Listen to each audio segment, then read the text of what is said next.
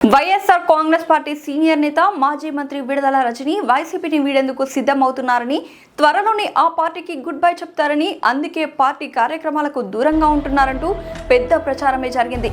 దీంతో విడుదల రజని వైసీపీకి బై బై చెప్తే ఏ పార్టీలో చేరతారు అనే ప్రచారం కూడా సాగింది.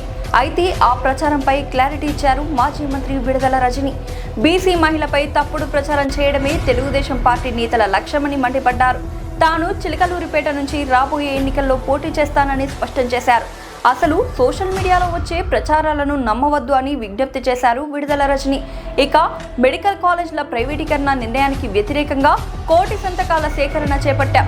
చిలకలూరిపేట నియోజకవర్గ పరిధిలో 64,511 సంతకాలు సేకరించిన సంతకాలను పల్నాడు జిల్లా కలెక్టర్ కార్యాలయంలో ఇవ్వడం జరుగుతుందని అన్నారు రజని.